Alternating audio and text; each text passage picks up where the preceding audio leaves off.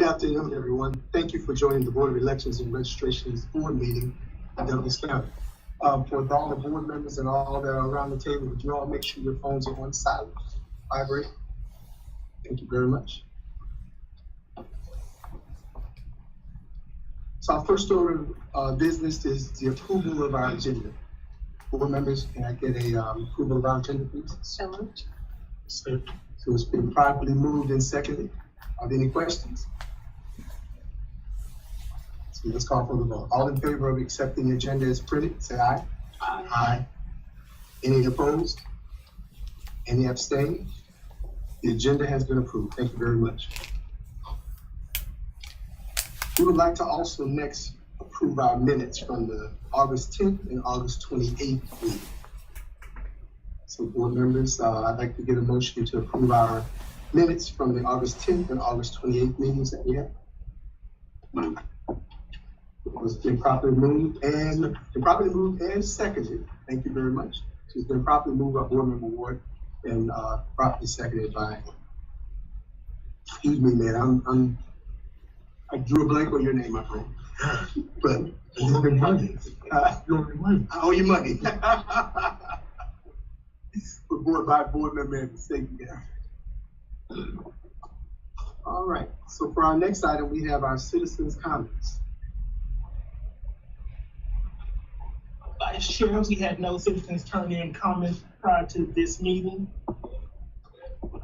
Thank you very much. Next, we'd like to have on our agenda is our felon hearings, I'm sorry. We have received no felon letters in time for this meeting.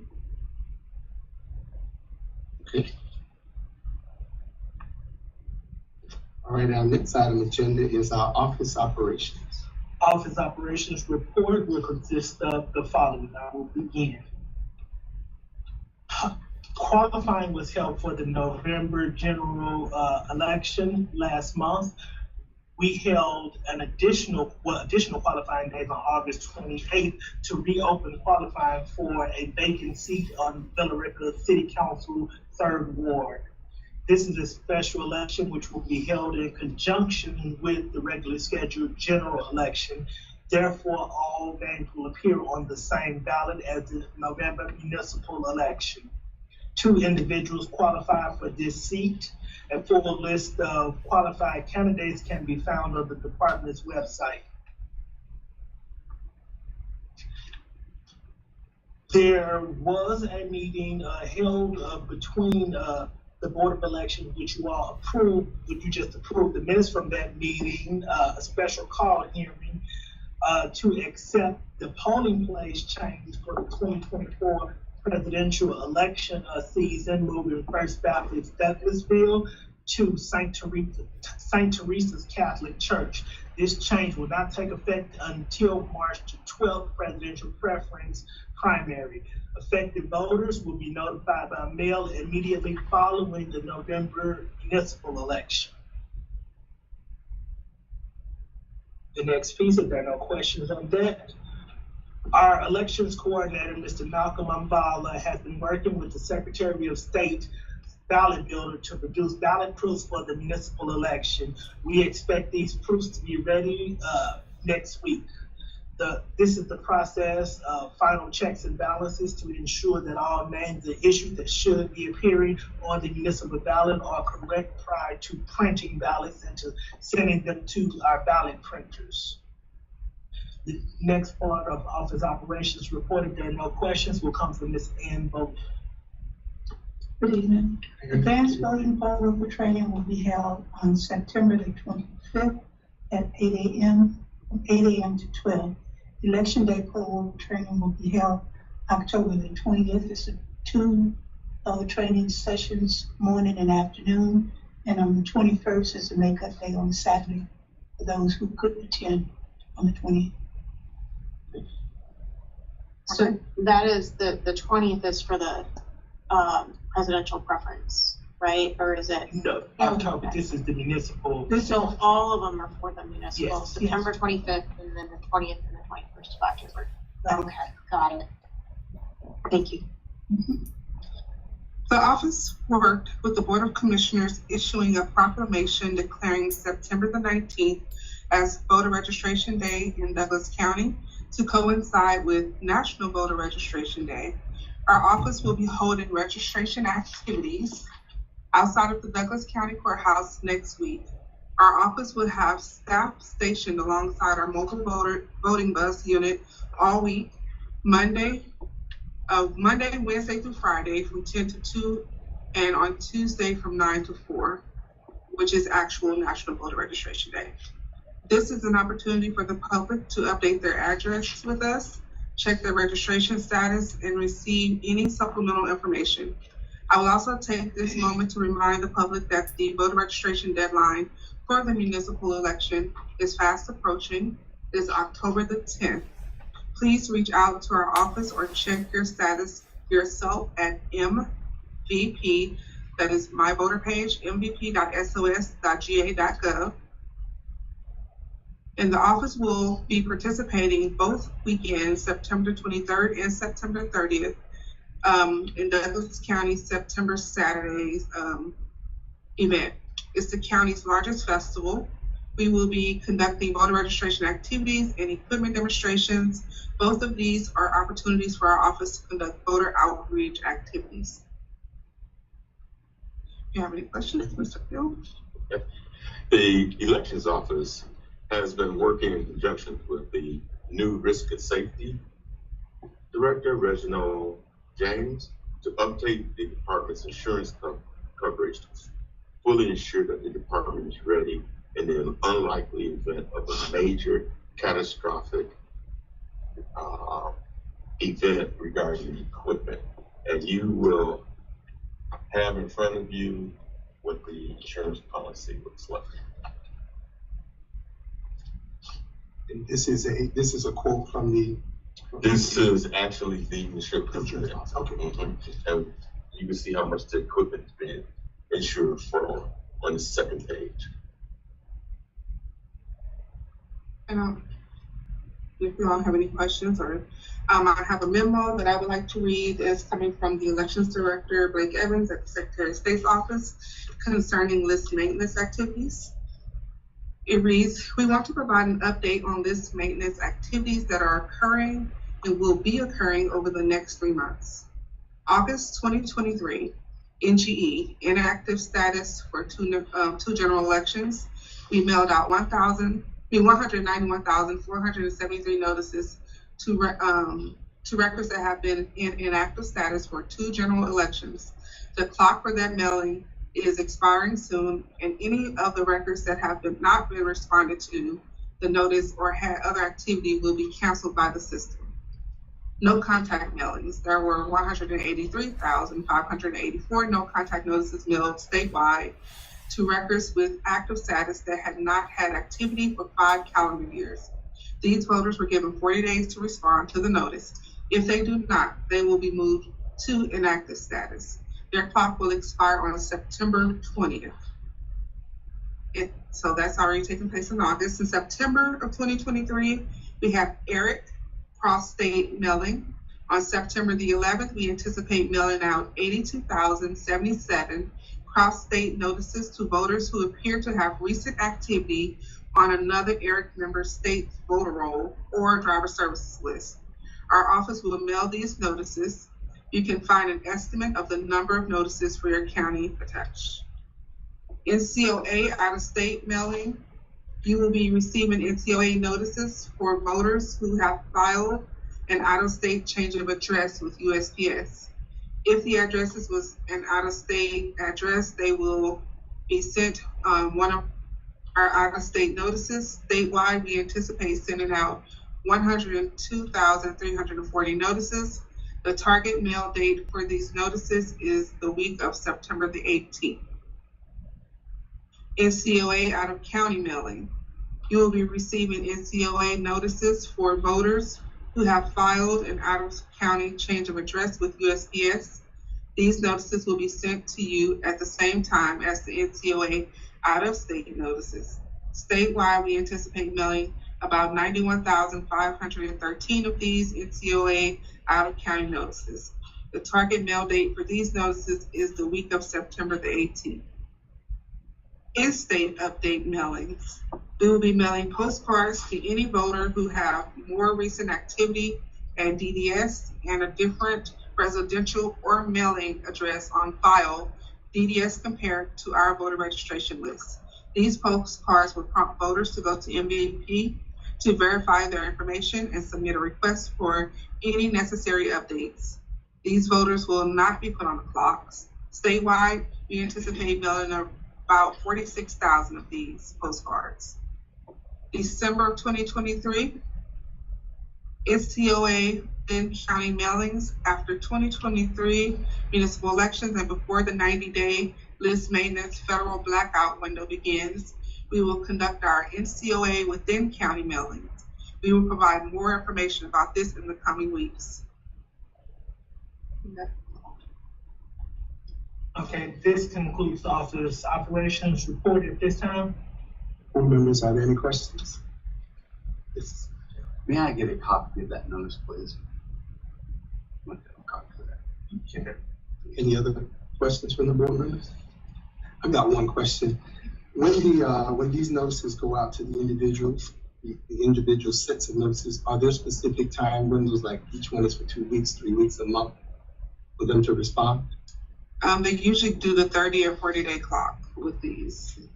So they'll send the bulk of the letters. If they're sending them to us to send out, they'll send them to us and tell us on the 21st, everybody put your notices in the mail so that the clock can be a simultaneous clock. Got it. The same way as if they mail out, they mail on a specific day to all of the affected voters so that there's consistency in the clock. Okay. And the NGE date was when they're due back? The clock for that has, I think, expired on the 7th. And the no contact date is the 20th of September. And do we have the numbers for those in Douglas County?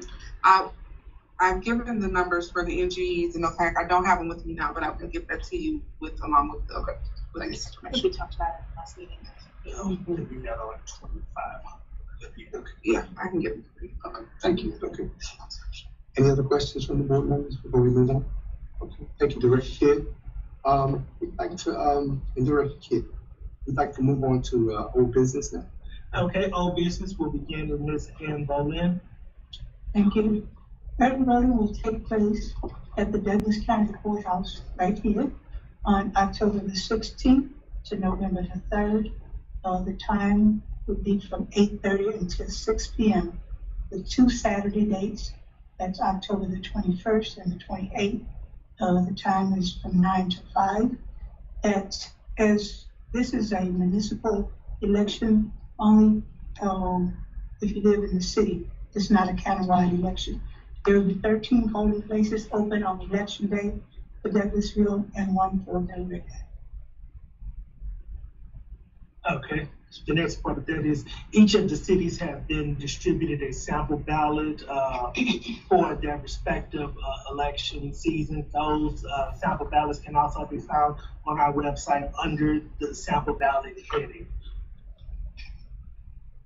This afternoon, I also met with the school superintendent to discuss the 2024 presidential election season, as well as the possible relocation of the second precinct that we identified as having to have a different polling location.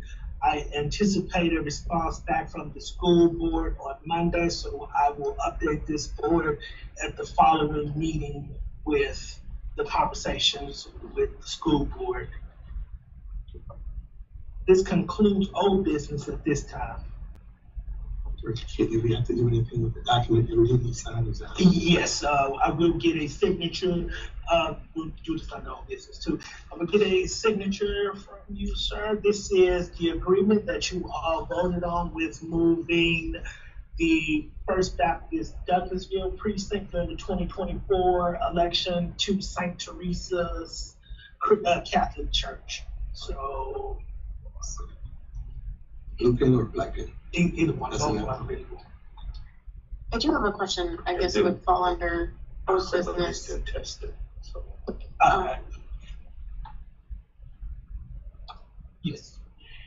at our last meeting, we talked about the physical site assessments. Have we heard anything from Secretary of State about that? Oh, you're talking about, Just the, Oh, Department of Homeland Emergency Security, Management? yeah, Yep. and Gemma? Yep. No, we have not heard from the Secretary of State. Again, I will say, according to their timeline, they want to be finished by October 1st. Yep. So we anticipate hearing from them soon. Okay. we have asked for follow-up responses from the Secretary of State in regards to that motion prior to this meeting. We have not heard back from them as far as regional time. All right. Any other questions, board members, before we move from old business? All right, thank you very much. Director Kidd, new business. New business. The first part of new business is a voter challenge. I will let Board Member Word begin that one, basically understanding what the packet is in front of you is. So I'm the newest member here, and trying to understand how the maintenance of our voter registration rolls happen. And I'm learning as we go, and it was kind of an interesting process. So I'm understanding the NGE and the no contact notices. And one of the things I haven't figured out too well is how we get the information from either Douglas County Health Department or the state on people that are deceased. And so I've just happened to research a few of them and found a few that have been deceased that appear to be. And so I asked the staff to look into these to see what the appropriate next step would be to, go through and challenge these that appear to be already deceased. And so that's what the target is today. And I think we have the, what we've already assigned, a process policy and how to do a voter challenge. So these are people that appear to be deceased and that are currently active in our system to vote. And so I just wanted to do this as an example of how we do that, with our new policy, and then take appropriate action as a board and how we do that. So this will be my first time doing. You guys may have done this before, I just don't know. So there are a list of them here, and I'm sorry I wasn't prepped for this. I don't know how many I have here, but several of them here. There are. The last page of your agenda item actually is a comprehensive list of all of the names as well as their current status, as well as the documents provided by Board Member Word as to attest to define why he feels that these individuals have passed away. It's this page that I'm referencing. So let me just let you know how I found it. So I just went on a Google search and found an obituary, then went on to my voter page with their birth date and verified that these people were active voters in our system. So they have an obituary that's published and an active voter status in my voter page. And so that's when I did that and could match them too. It's pretty reasonable that they should be challenged as being active on our roll. So that's why I'm bringing them forward to see how we do this as a process in our new policy. Right. Yes. I need you to break it down to the 5th grade level for me. I'm not understanding what I'm doing here. Okay, I'm gonna letting him give his synopsis of why he presented the information. Okay. And I'm gonna ask follow-up questions as well as advise the board. The individuals in question, you all see the list of names of the individuals in question. The package that's in front of you is all of the supporting documentation provided by Board Member Word that he said he researched these voters and identified them as possibly being deceased. You have in front of you a copy of that individual's information that was submitted by Board Member Word. You also have a copy of that individual's voter registration information, as well as the last time that that individual actually voted in an election or signed any petition. You will also have, it's not just the obituaries too, though. This was, some of the individuals were identified by out-of-state gravestones and things like that that are typically beyond the purview of the office to look for. But in this particular case, any voter can bring information to the board to examine. So this whole packet are the individual names in sequential order corresponding with this. You have in front of you too, the board voted earlier this year on policies and procedures of how to challenge the right of a voter to remain on the voting rolls.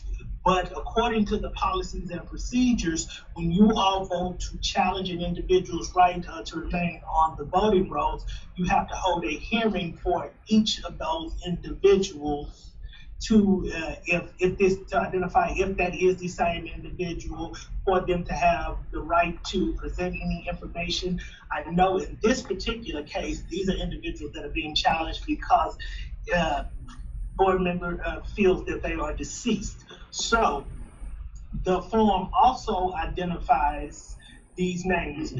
During odd election years, the Secretary of State's office participates in what are called confirmation notices.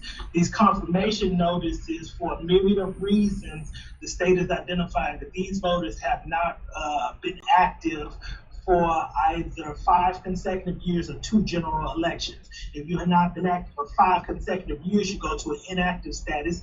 After the 2nd general election, you are automatically placed in a delete status.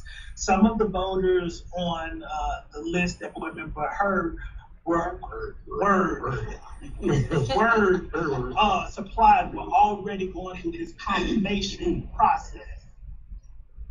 The confirmation process, as outlined, identifies voters that are not participating in the process, and it is a way of removing them from the voting rolls without going through a formal voter challenge request, which would require this board to meet to hear each of these individual challenges.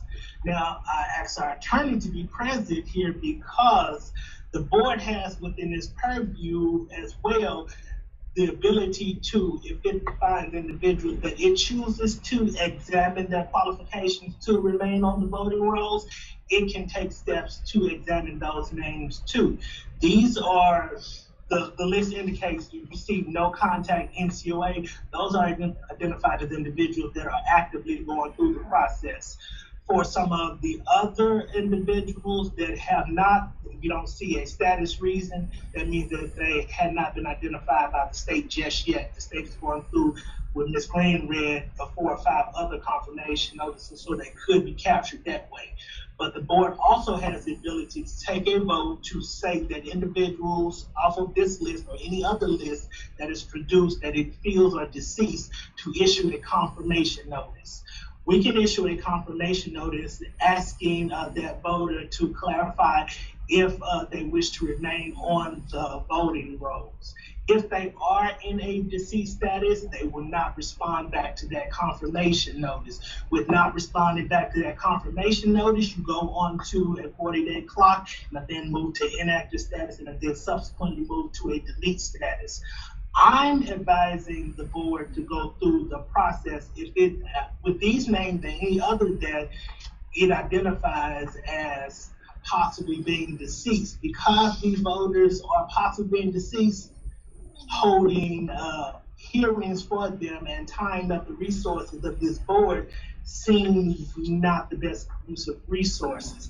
I'm advising the board to take a vote of individuals that have not been identified by the confirmation status to issue its own confirmation notice to those voters and send them through the confirmation process and go about deleting and go about updating the voter roll that way instead of going through the formal hearing challenge. I believe that we should reserve the formal voter challenge for individuals that are wishing to remain on the voting roll that we can actually have come stand before us. Yeah. You may have just said something about this already, but I want to be clear. For instance, number one, if that person's incapacitated or no next to kin, so they won't get back to you, but he's not dead. all of these processes and procedures are basically working at a system. We have had incidences in the past where individuals have been marked as deleted and did come into the office and presented documentation of their identity that we had to place back onto the voting rolls. We have the ability to place them back on the voting rolls if they are removed in error as well. But that's a less of an occurrence than the reverse. Right. Because what I heard you saying is, if we would just be patient, it's gonna wash itself out. The vast majority of our lists are caught by one of the confirmation notices or the other. Those are the state issue confirmation notices. If you want to expedite the process, the board has the legal authority to examine the voter rolls itself. And I'm saying that the actions of the board, you all can, on your own motion, take action to issue a confirmation notices for any voter that it feels have not previously been identified by the confirmation process. So you're essentially taking on those policies yourself as well. Thank you. Any other questions from board members? Well, I just think it'd be good to just talk about, and I just want to make sure, Member Ward, that you understand, and maybe it'd be good for Director Kidd or Ms. Green to talk about how they go about removing deceased individuals from the rolls. Are you clear about that? Do we need to talk about that? Yeah, I think we should, because I think there's another step in here that hasn't been discussed, and that was the one I said I was unclear about. So let me just say, and then I'll be quiet and let you all take over, but so there's a procedure, and the statute is OCGA 21-231. And that procedure is for removing voters who are deceased. And under that statute, the Registrar of Vital Statistics in each county submits a monthly report, a monthly list of recorded deaths to the Secretary of State. And jump in if I misstate this in any way in terms of what you're doing on the screen. The Secretary of State then removes those people, or as their designee, which in this case that would be you, the screen as the registrar, right? Yes. From the voter rolls. So the Secretary of State either does it itself or has its designee, which in this case is Ms. Green, remove the names of the deceased people from the voter rolls, and is informing the county registrar, Ms. Green, of those names that have been removed or should be removed. And that's under OCGA 21-231E. So in terms of receipt of your list, my understanding is, the list that you provided, my understanding is that you undertook to see if any of those names had already been addressed, right, by that process under OCGA 21-231. Yes, I had asked them to do that to see if we had gotten a notice from either the state or the county. But so Ms. Green, why don't you speak to, that's what you do automatically. Why don't you talk about what your process is? I think it'd be helpful for you to understand what the process is. Yes. So every morning, daily actually, we have in Jarvis, we call our dashboard. When we log on to the morning, we have a list or a number next to each child. For example, vitals is what we're discussing. It may say this morning that I have 15 vitals that came in from the Secretary of State's office. I go in, if there's a number there daily, I save that file and I work those files and I put those people into cancel deceased status. That right now is not on a regular schedule. I may go in there tomorrow and there's nothing there. So, but often throughout the month, I check that daily when we come in, and the state sends them over. But also monthly, I get another list from probate that has all the people that's passed away in Douglas County. And so we go through that entire list, person by person, to one, see whether they are a registered voter. A lot of times they're not. Or two, whether I've already received a notice from the Secretary of State to have them in cancel status. Some are already canceled. And then sometimes they're not in cancel status yet. So then we'll go through the process of deceasing those people and putting them in cancel status. So that is, I get a notice every month. I just got our August notice on yesterday, and that has already been processed for this month. So then I will get another notice on next month from the probate judge for that. So I do get them sporadically throughout the month from the Secretary of State. That's on our dashboard that we check every single day. Then I get that list from probate every month. So can I jump in here? So in terms of, so that's happening. That's happening every month constantly in terms of deceased Douglas County voters. In terms of the list that you sent in, and to the extent that they're not appearing on that list, then the question is, what do you do in that situation, right? That's the question that I think you have raised. Right, if we're not getting those from either of those, what's the process to deal with them? So they don't just sit there. That's where we're at right now. We're Right. establishing that process. The reason why we're establishing that process is the list produced by the Secretary of State and the probate court typically concentrate on either the county or the state. If you look at the individual, the fourth name on there, Miss Eleanor Brumley, she actually passed away in Hartford County, Maryland. The majority of individuals that pass away out of the state, eventually there are confirmation notices between states. One of the ones that she mentioned was called ERIC. ERIC is a partnership between the states. Every so often, the states bump up their voter rolls and their list against other states, and individuals can be identified that. The reason why that's important and the reason why I alluded to this is this individual died outside of Douglas County. So there is no physical way for us to know that this individual died. In this particular case, you provided us with for her service, I guess, the obituary from her service. My general question is, though, what was the list that you were using to pull these names from? Because I would love to see the complete list that you're pulling these names from. Yeah, I'll get you that list. I don't have it with me. But I said all that to say that there are situations by which we would not get notification. It is the board's purview at those times where an individual identifies name that we have not received notification to basically establish a policy or procedure.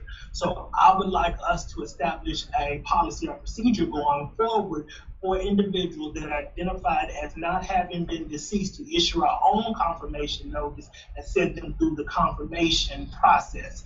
If we do not go with the confirmation process, then we have to basically hold hearings on each of these individuals and schedule the full board to come in and present at a hearing.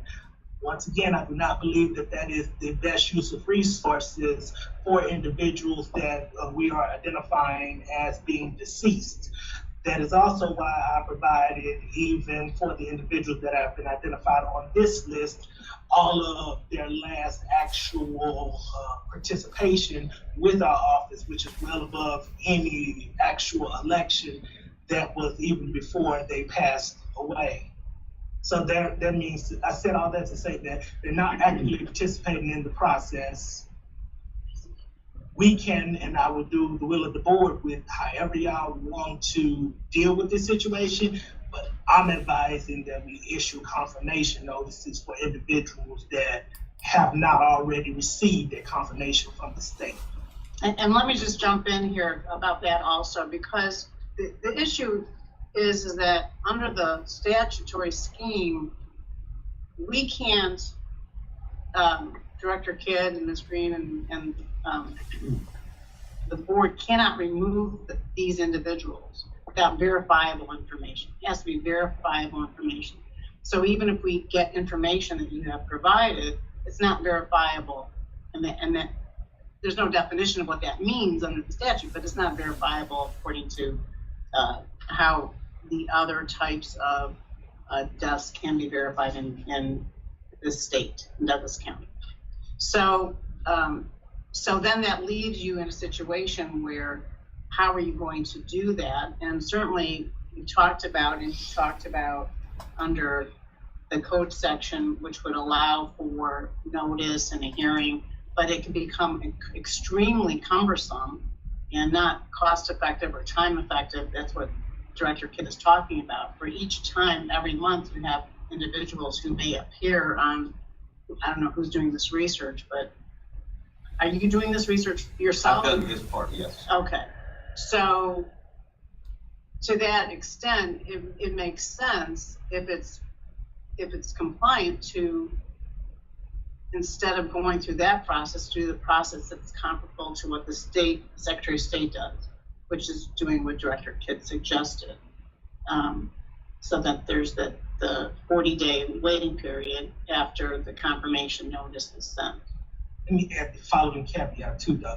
Typically, with that verifiable proof, the state has the burden of proof and has had the burden of proof for individual family members to identify their direct relationship to an individual and to submit in our office either a death notice or written confirmation that they are attesting their relationship to the individual and that the individual has passed away before we are able to go in and automatically delete them. We are unable to do so in these particular cases, which is why I'm advising the board to set a precedent now with how we will handle these types of cases going forward. Okay. I just want to say a couple things. Did we, maybe ask, did any of these, did we get notices, the ones that died in Douglas County that aren't off of there? Do we know? Of these 14, we have not gotten death notices, no, but some of them have already gone through the NCOA process or something like that, so confirmations have already been sent and they're already on the clock. So that just tells me that the process isn't perfect. Let's just say it that way. It's not perfect. We're not getting the notices of all the people that potentially are deceased. That looks like they are. So we need to have a process to clean this up. I guess a question for our attorney is, is it possible to talk with somebody in the vital statistics to ask them questions about this? Do we have that authority as the board? Well, let me back up here. I just want to make sure that we're clear that on this list that you have circulated, that comes from the list of individuals that you, Member Ward, have circulated or provided to Director Kidd, where it's the Secretary of State has initiated, right? I just want to make sure that I'm clear about this. That the Secretary of State has initiated its what is it called? No contact notices. No contact notices process for every individual that has something next to it. NCOA, Yes. no contact. So we're talking about 1, 2, 3, 4, 5, 6, 7 individuals on this list that there's been no activity, right? Yes. Okay. So your question, Member Ward, is whether or not this board can reach out to the vital statistics registrar, the probate court, basically. If these people are supposed to be sending this to us and we're not getting it, I'm asking that question, yes. Well, I think the issue is, and I think I should let Director Kidd speak to this, but I think the issue is, it's not that they have the information and they're not sending it to you. I think that these are out-of-state deaths that are occurring. So they're not occurring in Douglas County or even in Georgia. Correct. I've got a question I want to get clarification because I heard a couple of different terms. Yeah. And I think I heard if an individual, you don't get in contact with them in 5 years, there's a specific notice that goes out for them. Yeah. That's one. If an individual doesn't vote in, let's say, back-to-back elections or 2 consecutive elections, there's a notice that goes out. Yeah. So it sounds like in some cases, the process is going through, but it hasn't caught up. And I'll use this gentleman as an example, Mr. Anderson. He passed, according to this, August 12, 2018. Yes. So the 5 years hasn't gotten to him yet. He's past the 5-year point, but the state hasn't gotten caught up to it yet. And I see it, from my perspective, from what I've seen, having worked in the government doesn't move like we want them to move. You know, if something happens today, oh, my car needs to be registered. I'm going to get it registered tomorrow. The government moves a little bit slower because of the amount of work it has to do. So, you know, I'm wondering if the question we have on the table is, do we put our own special process in to help this?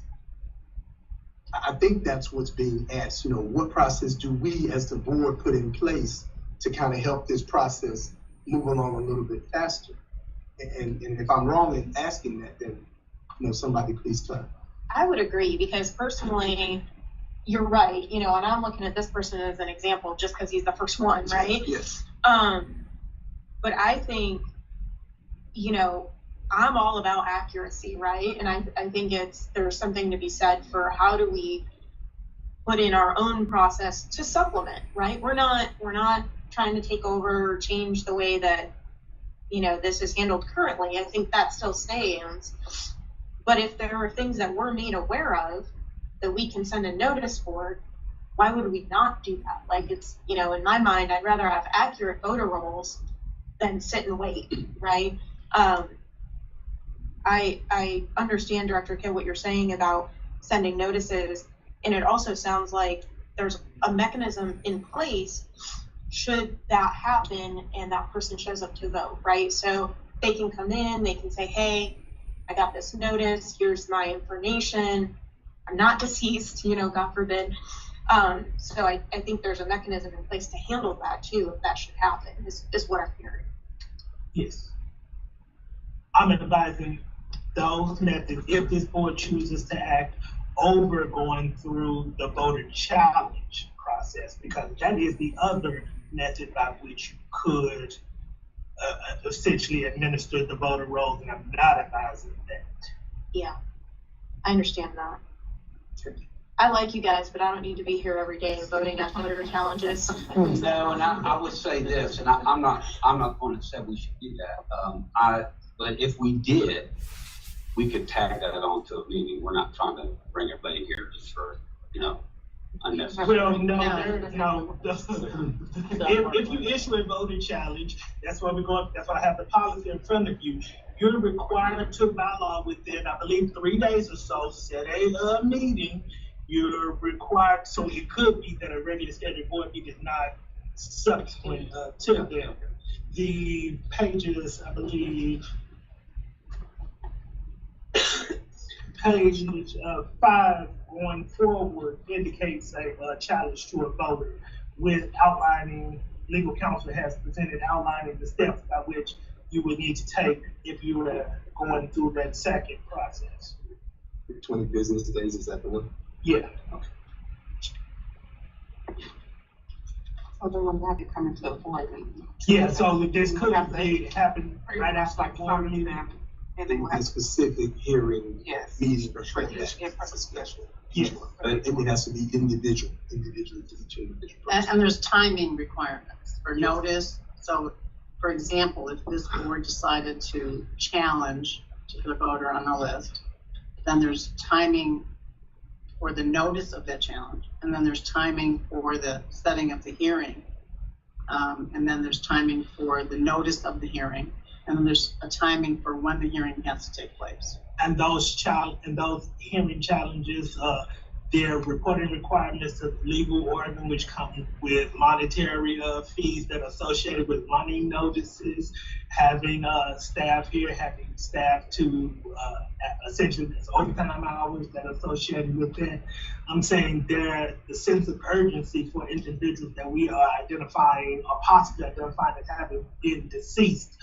Are we going to expense those county resources toward that? Or are we going to come up with a less obtrusive policy to deal with those cases? But it's the will of the board.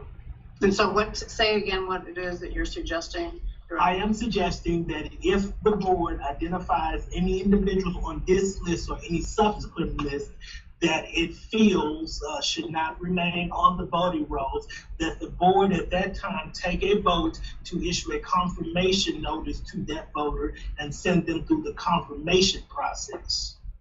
rather than doing a formal voter challenge. Yeah, that makes sense to me. Okay. So the only other question that I have about this is, we put this process in place and we say that this is the way we're going to do it. Who is eligible under the code, under the statutes, to present this type of information to us? Is it on the board to do this? Is it any citizen, registered citizen, like who can make these presentations? I think that's in the policy as well, actually. I think so, but I was trying to find it. Who can present it, like, Who has the authority to challenge? Oh, any voter can challenge. Any registered voter in the county. Yeah, this board can challenge, the voters can challenge. Okay. Usually it's a board member or a registered voter. I'm just thinking we need to have a mechanism for people to make that request if it is anything. when the information is presented to the elections office, I have a responsibility at that point in time to, according to our policy, if somebody is challenging a voter, to place that item on as an agenda item, to which how we got to this point. So even if an individual citizen did that, then I would place that as Come to our agenda. yes. Yeah. And this part, I just want to see how we're going to handle this, because this is, it's going to happen. We have a new policy in place. But this confirmation notice isn't part of this. So maybe we need to. This is why the board with 4 members can vote on policies and procedures of the board. I'm essentially asking you all at this point to establish a policy. And then let me ask one question about this policy. So the confirmation notice, you said you mail that out to the family or their last registered address, and then there starts a 40-day clock.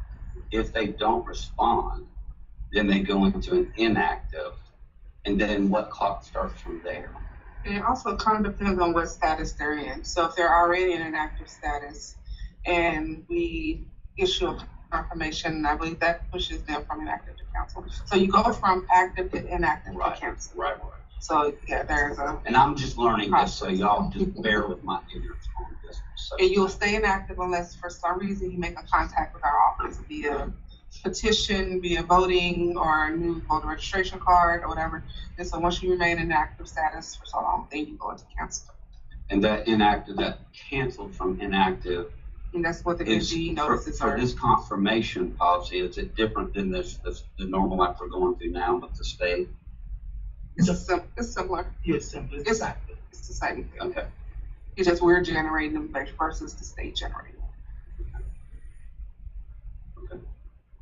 Well, that makes sense to me to adopt that as a supplement to this policy, that we can go through that for the deceased or potentially deceased people, to send them a letter, ask them to respond.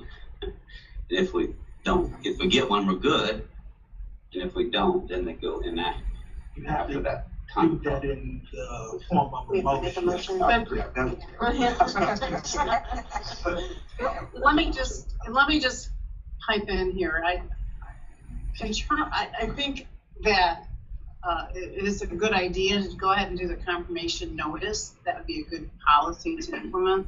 In terms of what happens after that and no response, we have not looked at the issue of what happens under the code related to after the 40 days. So I would. Want time to review. Yeah, I think. So can we just defer this to another meeting? Okay, yeah, that's what I I'm was saying. just about to We'll suggest. table this agenda item to, you all vote to table this agenda item to the next meeting to allow legal counsel to examine the legal ramifications of creating a policy around this particular issue. But you got to do a motion. I'll make the motion to table it. Till our next meeting. Yep, to the next meeting. Yeah, you got to give us time. So we have a motion on the floor to table this particular item until the next meeting.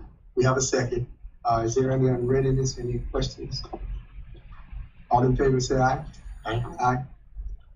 All opposed? Thank you very much. So we will table this item until we have a chance to have our attorney look at it to see what the ramifications are and also see how it works with the policy that's already in place with the state.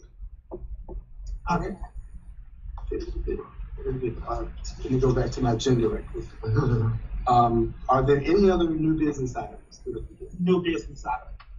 Along these same lines too, though, I'm going to wait until we get the full confidence of the board to do this, but I'm going to be asking the board to hold a special call meeting to address other policy concerns that the board should consider possibly adopting for its own governance. Is this like bylaws or is it like It's not. SOPs? It is SOPs and it is policies and procedures. We do not have certain policies and procedures as a board. For a long time, the board had just operated informally, and I want to put some structure to the duties of everyone attached to the board, including the board and as well as requirements for the office. So it was informal. I want a formal process of laying out all of the duties and job descriptions, but I'm going to ask this board at a future time frame to hold a special call meeting to address policy concerns. Excellent.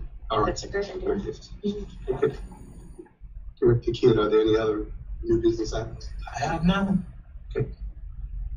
At this time, since we don't have any other new business items, do we have any board member concerns? I just have a quick question. I had somebody reach out to me, a Douglas County citizen, asking about the high school ambassador program. So I don't know who oversees that. If you can talk a little bit about that, and if they have kids that are interested, how do they reach out? Is there? I don't know. She said if they're interested in how do they go about the process of this, what she's. Well, we had one. Let's see, in 2020, we had 58 students from all 5 high schools. Some of them are current co-workers this year. So if they're interested, and then we'll ramp up the ambassador program again. And we'll I in was overseeing that. next year. So for next year, it's too late for this year, but for next year, if they're interested, I do have some brochures that I did, so they can contact the office and we'll go. Okay, so I'll touch that. The Student Ambassador Program is a part of the code section that allows high school students to be poll workers at precincts. This is a municipal election year, so although we are conducting the election for the municipality, this is not our election. During countywide election years, we worked with each of the high schools in Douglas County. Typically, they assign one of the guidance counselors to work with the schools. The teachers of the different classes recommend students to the guidance counselor. Those names are then transferred over to the elections office. We interview students and we have them submit a student ambassador application. After that application, they go through poll worker training and they're assigned to one of our election day precincts. Going into next year, aside from the March 12th presidential preference primary, the schools will not be open for any of our major election days. So students that are identified by their counselor and referred to the program will receive credit for being in school those days, but they will essentially work a precinct. This is a compensated position. So the first step is to, going into next year, our student ambassador coordinator will be contacting each of the schools to get updated contact information for the counselors. I would say for any interested party, they can contact our office to get a general brochure that outlines this, but make sure that they are communicating with the counselor at their school that they're interested in Douglas County Student Ambassador Program. And they have to be 16 or 16. Yes. My son did it. Still doing it's a great program. it. All right. Thank you, Michelle. Any other concerns from the board members? All right. Our next regular scheduled board meeting will be Thursday, October 12th 2023 at 5 p.m. Thank you all for joining us tonight, and our board is adjourned. Thank you. Right. Who's that?